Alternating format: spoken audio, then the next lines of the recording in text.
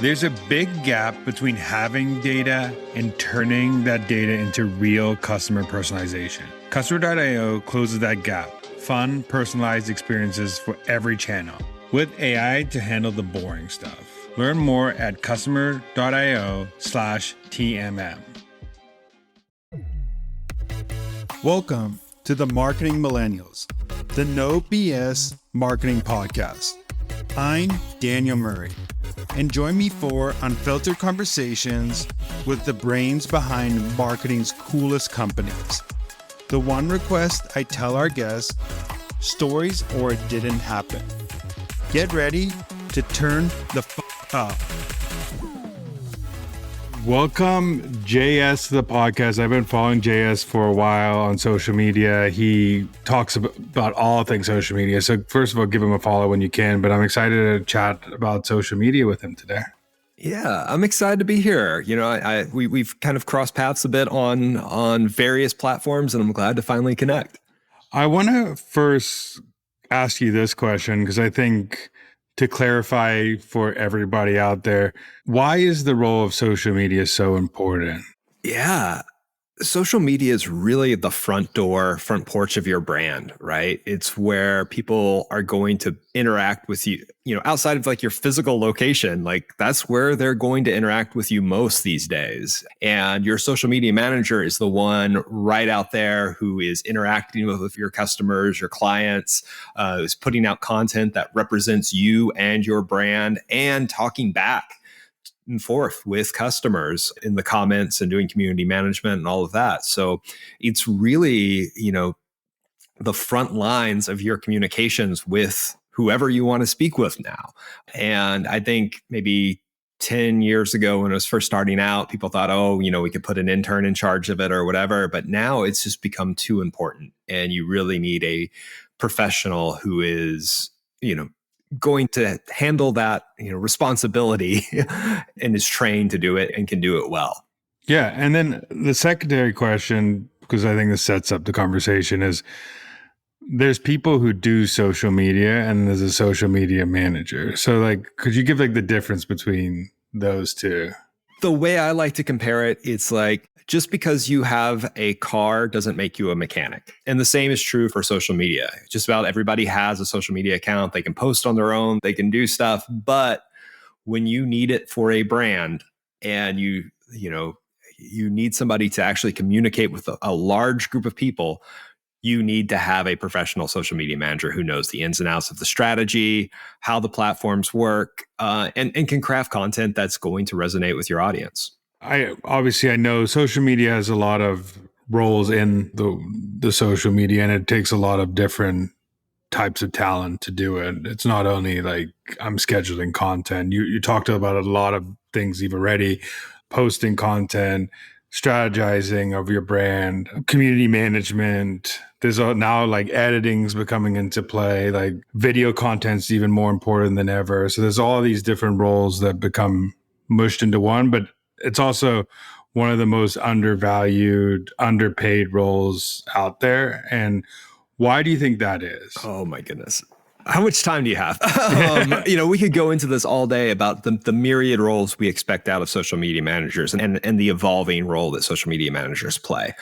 I think we need to get to a point where a social media manager is seen more akin to a creative director who is overseeing a team of creatives to craft content for social, to help strategize, to look at the analytics and decide what to do next, rather than doing it all by themselves. Now, that's not a viable thing for every single brand and every single company. The teams can be smaller. You do have that army of one social media manager who has to do it all. I think we need to recognize how much work a social media manager does and pay them properly for it.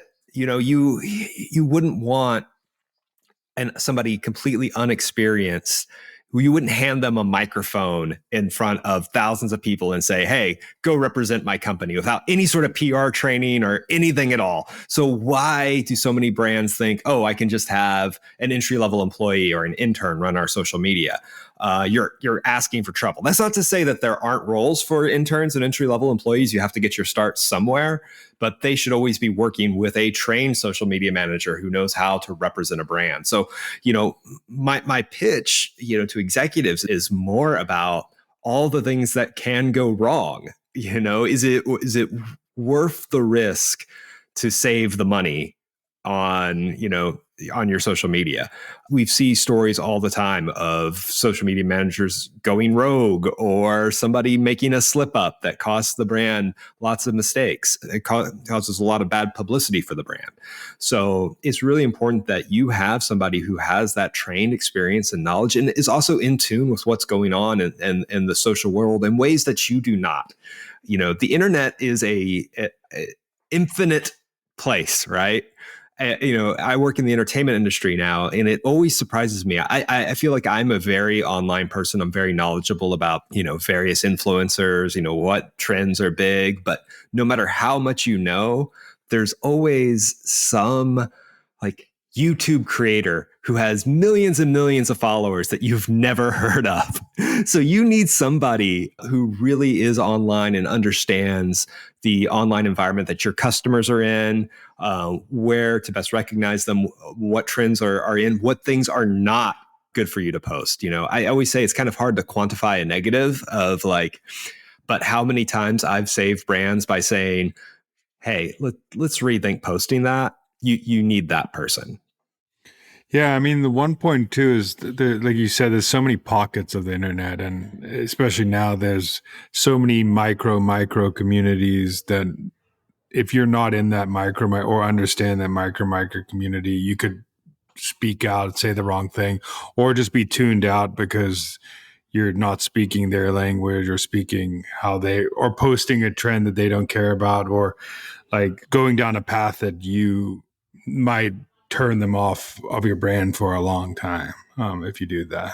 I want to go also, so I know there's a pitch for you to tell me why leadership should care, but and there's a lot of social media managers who listen to this, like how could they advocate better for themselves internally to make sure they are getting the right treatment, getting the right pay, getting the right respect internally? Communication and training. Those are two of the biggest things. Share both your wins and losses honestly with your higher ups. Let them know what's going on. Sometimes I would even in a Slack channel, you get those comments that say, give your social media manager a raise, or somebody says something nice about that. Screen cap it and send it. It's cringe. It doesn't feel comfortable doing it, but no one else is going to advocate for you, right? Your boss, unless you share with them the good things people say about what you're doing, their chances are they're not going to see it. So you need to be the person putting that in front of them. And then just education. One thing I did when I was the social media manager at Texas State University is once a semester, I would hold a social media training session for anybody at the university who wanted to come and learn more about what we did in the marketing office with social media, why we did it. If you have an event that you want promoted, how to get that promoted on our social media, all the things that entail in the decision-making process behind every post. And those were very well attended. People would come and, so I had a few that were standing room only, but that helped out a lot in people understanding, that it wasn't just random posting, that there was a strategy behind it.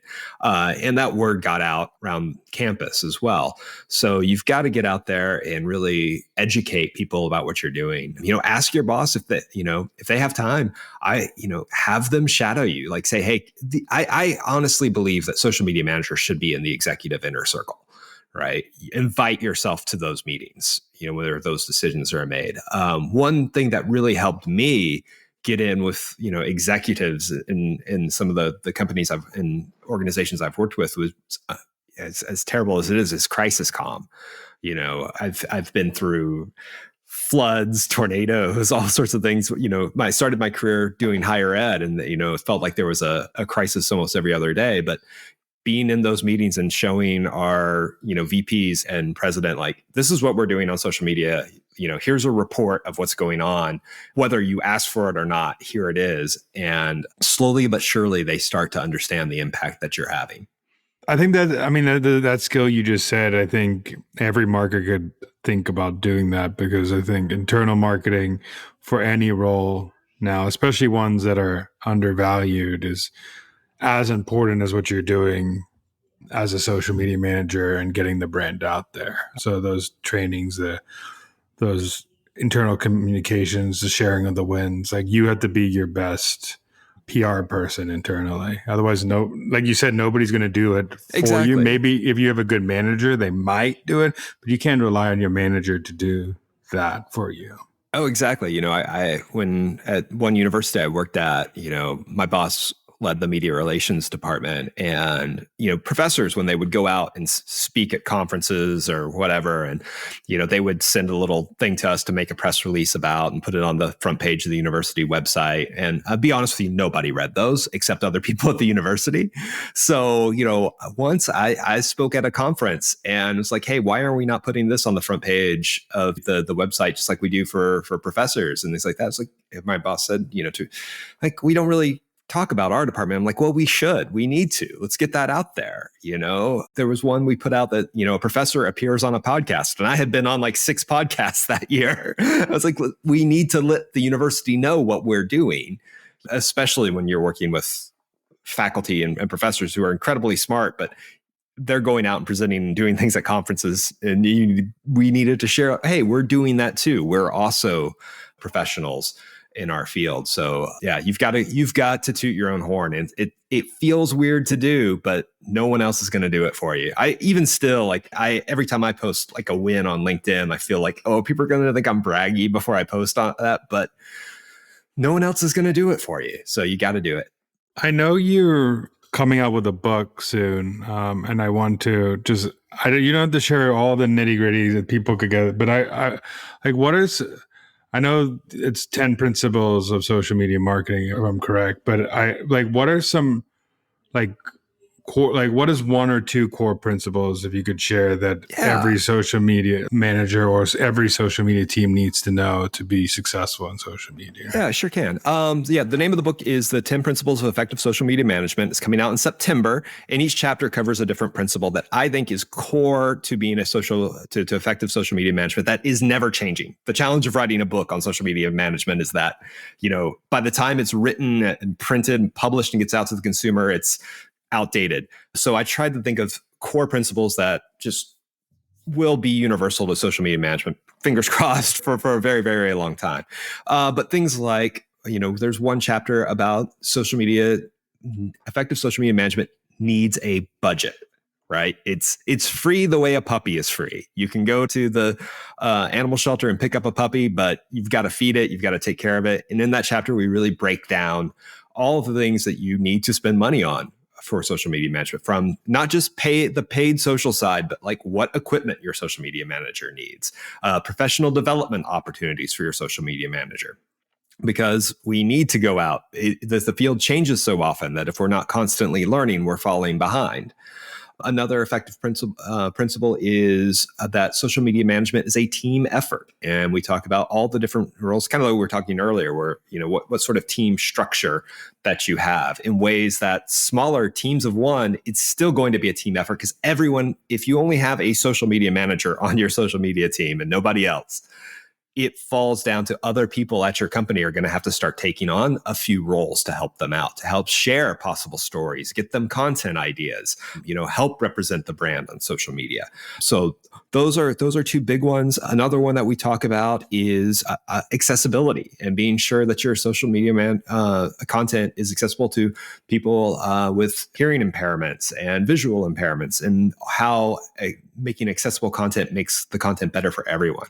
So we cover, I was going to say we cover a lot of principles, but we cover 10 big ones. So the ones that I think are most important. So those are a few of them.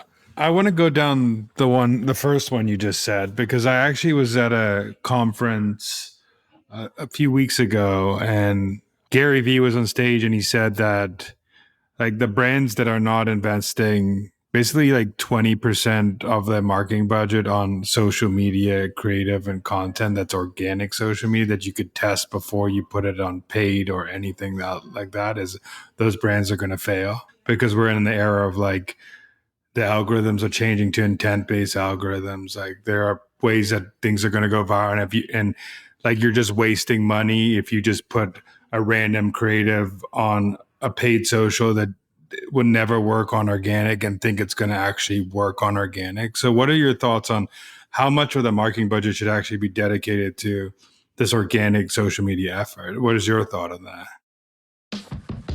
We all know marketing has to feel human to work. But when each message has to be built, tested, and managed across every channel, feeling human is easier said than done. Customer.io makes it possible with AI automation and integrated marketing tools so you could speed up repetitive work and skip the boring one-size-fits-all marketing. Give customer experiences that feel like they were created just for them, wherever they are. Learn more at customer.io/TMM. Oh man. And again, that organic, people think it is free, but it is not, just because you can make the post and hit send on it. Or the thing that really gets under my skin is it's just social media. And besides, lo-fi content does better anyway. It's not the fact that the content is lo-fi or low quality or feels like somebody just did with their phone. It's the story you're telling. Whether it's a low production value or a high production value, like it's the story behind it. Like that's not an excuse to have subpar content, right? And you need talent to do that. You need people who are creative. You need, I think it's so funny. We talk about all the roles we ask of social media managers, from being able to not just understand every single platform, what's working, but we also ask them to be graphic designers, video editors, also good writers. And on top of that, for a lot of brands, we ask social media managers to be funny, which is a completely different skill set entirely. Not everybody has, right? We don't recognize that as a skill like we do, like understanding Excel or, whatever, being able to put together a good slide deck. Humor is a skill. So there are so many things we ask them to do, and we need to pay them fairly for that. You're not going to get the funniest person or somebody that knows social media and pay them peanuts and have them stay for a long time. So you need to invest in a good social media manager, because not only is it the skill of a social media manager, your social media manager understands the ins and outs of your brand. They know the brand voice. They know everyone at your company, right? They know when I'm coming and I say, okay, I need to get something and some photos from you or something like that. We kind of know where the bodies are buried. We know the things not to say on social. So when you lose a social media manager, when they move on, the institutional knowledge that you lose along with that is so hard to replace. So it is worth it to pay your social media managers well. And I'm not talking about, just an enormous salary or anything like that, which would be great, it's fantastic, but something reasonable that it's not an entry-level salary. It's funny because a social media manager can't hide behind a paid spend budget for the creative. Like a paid social person could put put spend behind it. It can get a lot of impressions, but doesn't mean that creative was good. Like a social media manager is like tied to like having to know that this will resonate with my audience, resonate with the algorithm. This format works on this platform. This is the type of content that is going to, it works with our brand. Also, what you said, like the institutional knowledge, I've been so many places where if you post this, the CEO would ream the marketing team. And not many people will know that. Like the CEO might ream the market if you say 2 or 3 words wrong or something. Yeah, exactly. Like in higher ed, there's a whole sort of lingo that, the housing doesn't like you to say dorm. They want you to say residence life or residence hall, which I think for the audience, it's confusing, but that's neither here nor there. But we do have one of the few jobs at any company where everyone from the CEO to the intern in the mailroom see the product of your work and have a very strong opinion of it. And that's to say nothing of your customers. Imagine if every email that you sent out was seen by everybody in your company and all of your customers and scrutinized for every little mistake, error, or typo. That's what social media managers do every day, basically, right? Every post we send out, is absolutely scrutinized. So it's a high pressure job. It requires a lot of talent. There's very little room for error. Mistakes will happen because just the sheer volume of it. So I think brands need to understand that, and social media managers should be compensated accordingly. Couple questions, just like general question, because I know these come up with asks that social media gets. So what are your, like, if someone came up to social media manager and says like, hey, we need to be on XYZ channel, or we need to be on these 5 channels to be successful, like, and as a social media manager, you really need to be on Instagram and LinkedIn, maybe, like, how do you go push back and say like, hey, like, we don't need that to be posting there, or we don't need to be investing all that time when I can be really successful on these 2 channels and help us grow the business? It kind of comes back to that education and building that rapport where you need a boss that kind of trusts you a little bit, of like, when I say no, I'm not saying no because I don't want more work. I'm saying no because this is not going to help us. It's not a good use of our time. And I have the reason behind that. It can be kind of tough to like push back, especially on higher ups. Oh, my nephew said we need to be on TikTok, so why aren't we on TikTok? And it's like, well, we sell accounting software, which there can be, but it may not be the right for your specific audience at that time. Also, lay out the groundwork of like what it would take to be successful on that platform, right? Okay, well, I need this many hours to create videos, and I can't speak on camera, so we're going to have to hire talent for TikTok. We're going to have to do all of this. This is what's going to take to do that. I try to advocate for a less but better approach with all of my clients of like, okay, where do we really want to zero in and focus? Because if we spread everything out, we're going to have diminishing returns. So pushing back can be really hard to do, but you have to do it respectfully. One thing I did, when I was at the Texas Department of Transportation, I felt like, I had different leadership giving me different protocol, different things they wanted out of it. So I asked my boss, I said, hey, can I send everybody in the C-suite an email and ask them, what are your 3 top goals for our social media? And they sent me their emails back, and not a duplicate answer in the bunch. Every goal was different, and they were all good goals, for the Department of Transportation. They were asking, they were saying, oh, we want to reduce traffic fatalities. We want to reduce the number of drinking and drivers. And that's excellent things you want to do. But if we asked our audience why they followed the Department of Transportation, it was because they wanted to know when the construction on the highway was going to be done, right? So I went into a meeting with all of the C-suite executives and said, hey, here are the goals that you've all sent me. Let's pick 3, right? And those are going to be our North Star goals. If it doesn't apply to one of those 3 goals, we're not doing it. And that gave me some leverage too to push back later on. Was like, when they said, hey, can you post this? I'd be like, well, we had that meeting and remember how we agreed what our 3 goals were? This one doesn't match that. So that's another thing. I would definitely ask your supervisor's permission before you go out sending emails to people in the C-suite, but those sort of things really do help. I think one thing you also said is like, sometimes the audience is not going to, like, if you ask me to post this, it's just not going to get any engagement, views. People are going to stop following. And the real goal is to get this like engaged group of people who want to like keep coming back and if you're posting content like DUI content where people want to know, hey, there's a roadblock on this freeway today, you might stop getting people following you. And like, we need people following us to keep like the lights on for social media. Exactly. So. And sometimes they have reasons behind those posts that you're not aware of. So like trying to dig down and find that out. Like when I was at a university, I had a professor who kept sending me this stuff to post that was just boring and dull. And finally I was like, found out after digging a while that his research had a grant that one of the stipulations was it had to be posted on the university social media for him to continue receiving the grant.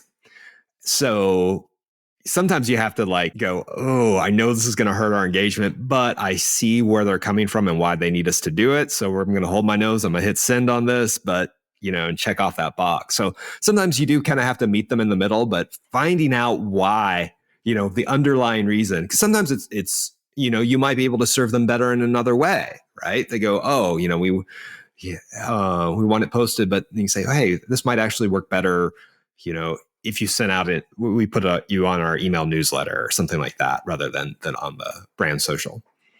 I think one thing that's hard about social media too, and I want to get your opinion on this, and I know you talked about it, but like most people are on social media, they see these like quotation North Star brands like Duolingo, Wendy's, like these like ones that are just doing a great job in their space, and they come back to social media managers like, why can't we do this? I want to be like this, or we should be like this, or even like social media managers that are new to like the spaces are looking at I want to do this strategy.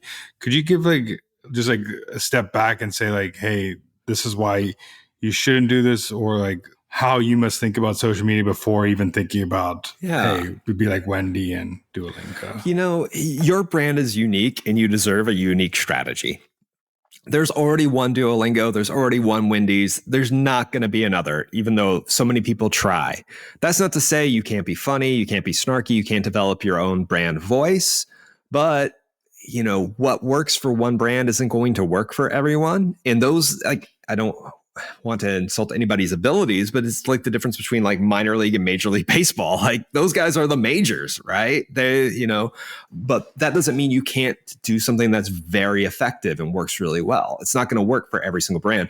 And you need to be able to adapt to the brand voice that you're working on. When I first started freelancing, my two biggest clients were working on the social media for Amazon Prime Video's Invincible animated series, which I'm still working on and love, and a startup in the quote unquote end of life industry. So what they did, it was a company, they owned forest, and you go pick out a tree, and when you passed away, that's where your ashes would be spread, and they maintained the forest. So in the morning, I was writing jokes about superheroes, making memes, making snarky replies to fans, and then in the afternoon, I'm writing about death. I'm writing about why you need to read this blog post about how to talk to your family about your wishes after you die, right? So two very different tones of voice. And I learned so much being able to adapt, because what worked on Invincible definitely wasn't going to work on, the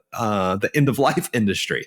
So finding that voice that hits and works for your brand, you can't just like grab, oh, I'm going to do what Duolingo does, or, oh, this is this trend looks really good, we're going to use it for our brand. Not every trend works for every single brand. Not every voice works for every single brand. You have to find out what works for your brand and what your audience, and stick to it for a while.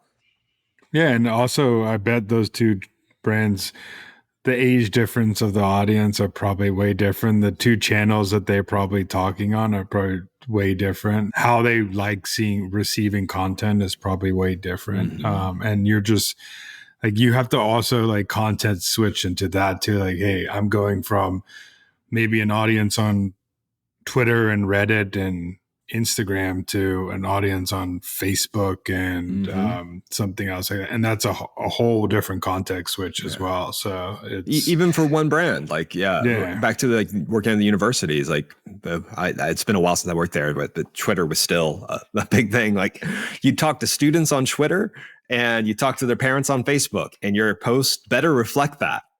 One question I also ask everybody, and this is the last question I have for you, is on this podcast, is what's a marketing hill you would die on?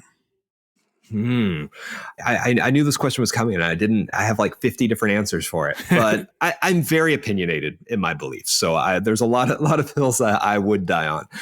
It's that and come back to our original thought, you need to hire an experienced social media manager. They need to be teams. The days of the single social media manager are really over, right? And newer social media managers need that. They don't need to just be thrown into the deep end of the pool without any sort of training whatsoever, even fresh out of college, even if they have a degree in social media management. Until you've run social media, until you've been in the chair, you don't know what it's going to be like. So I think we need to start building social media marketing teams, and giving that on the job training to those new social media managers, and not just throwing them out to the wolves and saying, here are the passwords, go run it.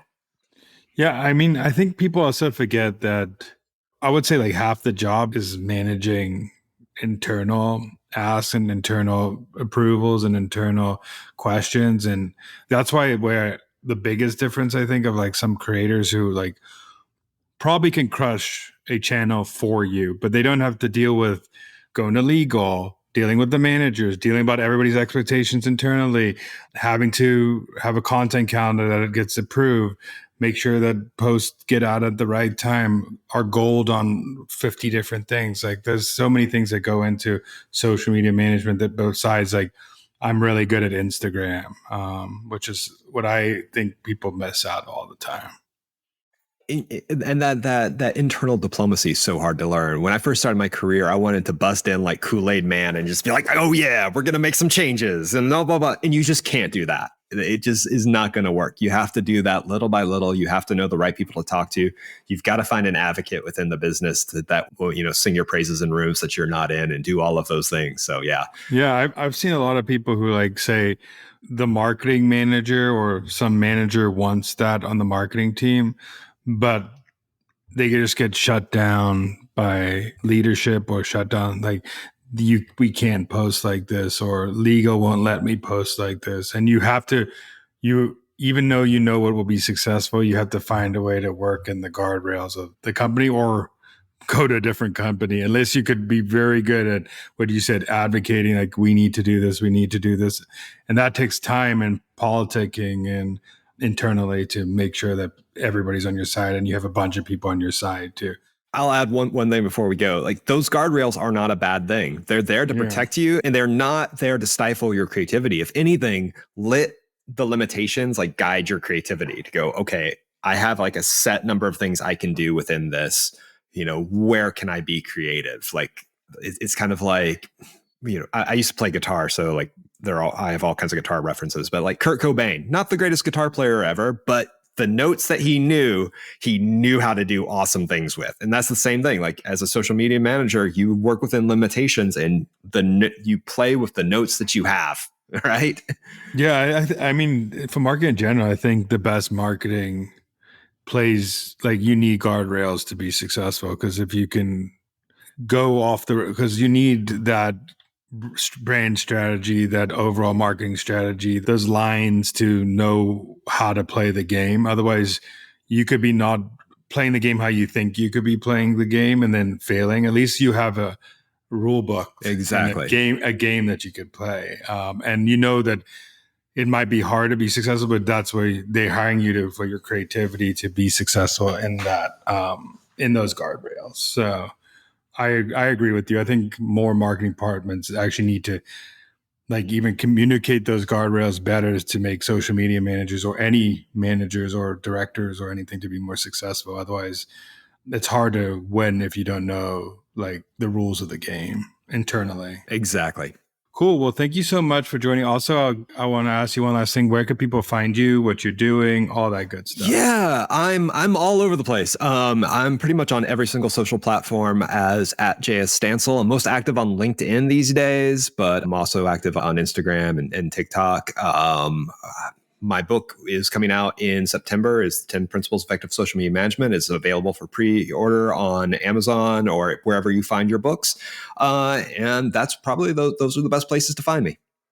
Well, everybody go give him a follow. If you want to learn why social media management and how to be successful at social media management, he'll give you the playbook. And you've been in so many different industries that you've seen so much different things. And I do agree. If one takeaway of this podcast that I advocate for too is like find a great social media manager and pay them well and give them resources to be successful in that role as well. Not only pay them up, but give them resources to be successful because it's not a one-man person job. If your goal is to be successful on social media, like if you want to be just average and not just have a couple posts up, do whatever you want. But if you want to be a success and grow your business and be a name out there that is recognized, pay the right person. Right. Thank you so much. Thank you for having me. Thanks so much for listening. Keep tuning in to hear more great insights from the coolest marketers from around the world. If you haven't already, make sure to subscribe and follow the Marketing Millennials podcast on Apple Podcasts, Spotify, YouTube, or wherever you get your podcasts. And if you like what you hear, I would greatly appreciate you giving us a 5-star rating. It helps bring more marketers into our community.